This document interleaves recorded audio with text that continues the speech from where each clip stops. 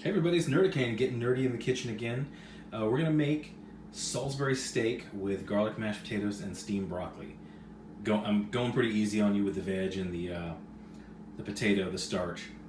So this is what you're gonna need for this. I basically build this recipe. I build for like 3 people, but we don't feed baby boy Nerdicane Jr. doesn't eat exactly what we eat yet, but I basically make this so we can have it for dinner, and then my wife Mrs. Nerdicane can take it for lunch the next day. So this is going to be recipe for about 3 people. So you're going to need 3 potatoes. I'm going a little heavy with the steamed broccoli, so 2 heads. You're going to need 3 cloves of garlic for part of the Salisbury steak, and the rest of this is going to go into the garlic mashed potatoes. Yeah, we go a little crazy with garlic in here. We like garlic. What can I say? This is tapioca flour. Now, if you're not worried about it, if you're not on a diet, the only reason I'm using tapioca flour is because this is Whole30.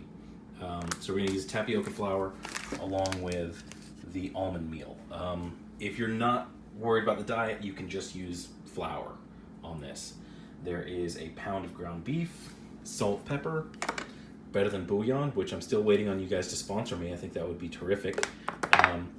Better Than Bouillon comes in 2 different sizes depending on how much you plan on using it. This one my sister left me because she was moving out of state, and this is the one that I generally use because I use a lot of it. Dried thyme, kosher salt, tomato paste.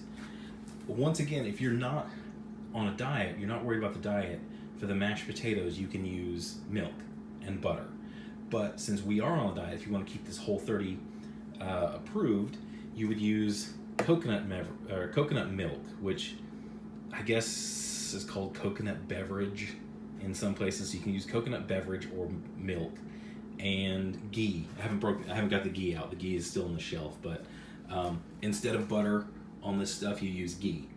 But this is the stuff I'm going to go through, and I'm kind of going to show you guys the mashed potatoes first. So on the sides, the starch and the veg, we're going real easy today. I'm just going to show you real quick. Basically, steam the veggies. You can go that size, or you can just cut this in half. And this handy dandy little thing is my steamer. It's basically, this thing expands to fit whatever pan or whatever pot you're using.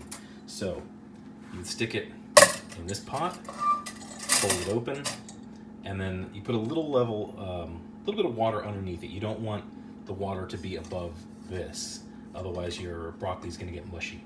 And get that to steam, get that to on a low boil, and then you basically just throw your broccoli on top of that. Here, I'll show you. Just like that, and then give it like 10 to 12 minutes. Check it to see if it's the softness that you like. I like a little bit of snap left to it. And that's basically it for your broccoli. You're ready to serve. Now, on a side note, there's another thing. I like to, and I might be weird, the water that's left over at the end has a lot of nutrients in it and a little bit of broccoli taste to it. When it cools, I will drink that water. That'll be like a water that I have during the day, kind of a snack, kind of healthy snack. I'm not a health nut by any stretch of the imagination. I eat a lot of gummy worms. But this, basically just going to boil this. You're going to peel these potatoes, boil them until they're soft to where a knife kind of just slides through them nicely. Not too, if you got to force the knife through at any point, then you need to keep cooking them. So you pull them out of there, put them in your strainer, and then put them back in with the butter or ghee. No water, get rid of the water. With the butter and the ghee and garlic. And then where's my thing? Here's my masher. You just take a potato masher like this and just mash it. That's it. Mashed potatoes is like stupid easy. So you'll understand. You'll start to understand your own recipe for it, like as far as salt, garlic, chives. I have, as you've seen in other videos, I have chives in the backyard in my little herb garden, which I can use. And that's your veg and your starch. The cool thing about the mashed potatoes is it's 3:30 right now. We usually don't eat until about 7. I can do the mashed potatoes and I'll be done with it, and just let it sit, reheat it, make sure it's not too dry when I serve. And if it does get a little too dry, you can just hit it with a little more milk. Just put a little more milk into it and then reincorporate it, and it'll be nice and soft again. So I'll just show you that here in a second. Okay, to speed up the potato process of boiling these down, I basically just cut them into chunks like this big. My water's going. I'm basically just gonna put all of these potatoes in there. That's it. There's your broccoli. I basically just did this in, probably took me about 90 seconds, maybe a little less, to just strip all of the broccoli florets off of that. Now this stuff, if this were season for broccoli, and if we were allowed to eat this stuff on the weekdays, my wife and I would probably use this and a little more broccoli on another day to make cream of broccoli soup. But I can't, so I won't. But that is what you can do with this. I will find some of the softer bits and kind of like eat this stuff during the day. It's a lot of fiber, and I'm weird, I like it. So, but that's it. Your broccoli's just gonna go in the steamer like that. Takes 12 to 15 minutes, and that's your veg. You're done. Okay, so spuds are done. They're in the strainer. They're out of the water.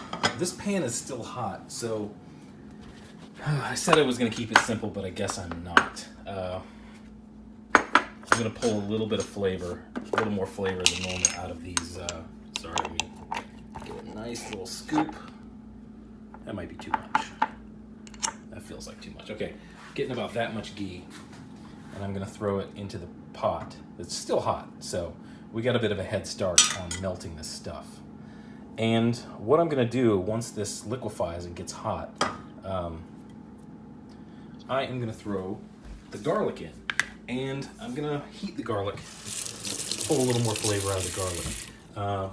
So when you put the garlic in and it's cooking and it's heating and it's giving off flavor, when the very, very little tips of these pieces that I've minced up, when they start to turn brownish, I'm going to take it off the heat and put the potatoes in, mash the potatoes together with my masher, and then once they start to get mashed up, that's when I'm going to start adding the milk. You don't want to add the milk when the potatoes in the pot are too hot, because you'll do what's called scorching it. You'll scorch the milk. Yeah, that's already liquefied. If you scorch the milk, it'll cling to the sides. It'll become like this kind of a pasty kind of goo. Look at that. Just picking up, using my knife, picking up garlic, throwing it on the pot. Whenever you're doing garlic, low heat, okay? That way you can control it, and when it starts to brown, you still have time to add things. So, there you go, just picking up garlic, no hands, putting it in. There we go. That's how we're gonna do the potatoes. Once that's done, the potatoes are done, and you can just let them sit and then reheat them when you're ready to serve. There we go. Instinct is telling me that this is right about where I want it. So, basically just gonna grab my potatoes. It's okay if the potatoes carry a little bit of liquid with them in there. That's fine. That just keeps your mashed potatoes nice and moist. So it's in there, turning off the heat, and then I'm gonna mash. And then after I've mashed for a little bit, add a little bit of milk, and then mash, and a little bit of milk, until I get the consistency that I want. Then I'm gonna add salt and pepper and taste it, see if that's where I like it to be. And once it's where I like it to be, we're done. So there it is. There's your finished product on the mashed potatoes. Basically just mashed it up nicely. It's got a nice consistency. There's gonna be like a little bit of lump to it, but that just means it's not a bad thing.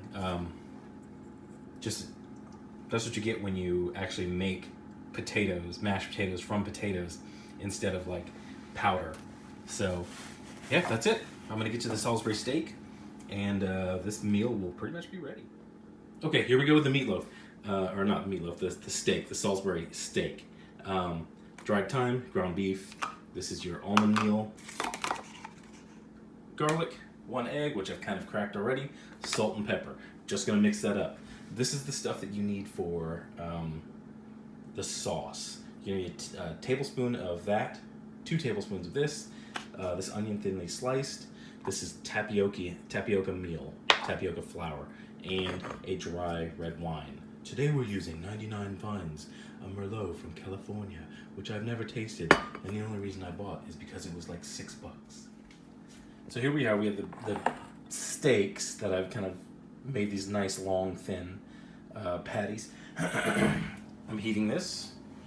You're gonna cook them here. You want to cook them, but you don't want to cook them all the way through because you're gonna finish that after the sauce is done. So I'm gonna cook those, and I'm gonna keep the fat that renders off of those. I'm gonna keep in the pan because remember, fat is flavor. Flavor is fat. Okay. Okay, we're in the voiceover now. There's your steaks. This should be done. You're starting to caramelize the onions here. Starts to smell really good. There is your beef stock. Now you're gonna get these a little brown. You're gonna kind of kick them around. And what you're gonna do is once these have browned and they're starting to liquefy and get real thin, you're gonna take a little bit of the beef stock and you're gonna pour it in there like this because you wanna get those nice caramelized bits that are on the pan reincorporated into it. You just want to stir that up. And then you're going to cook that for a little while longer, maybe 7-8 minutes to let it reduce and cook down a little bit more, caramelize a little more. Then, after that, you're going to add the rest of your beef stock. There it is, right there.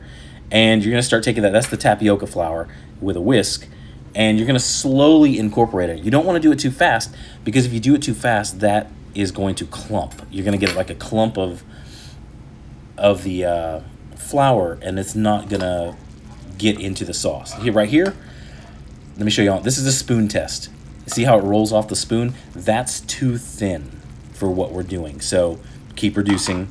I added the rest of the flour, and then I added. See that? That's a good roll off. You want it nice and slow, just like that. And then I added the steaks, quote unquote, back in. Here it is plated up. You get a nice hot plate. This is a very basic, traditional looking meal, but it's actually has a lot of flavor. It's got a really interesting flavor profile. The gravy that you built for the Salisbury steak can incorporate into the mashed potatoes, and it all tastes very good together. So, thanks for watching. I'm Nerdicane. Hit a like, hit a subscribe, hit a share, and have a good day. I hope you try this one out. It's really good.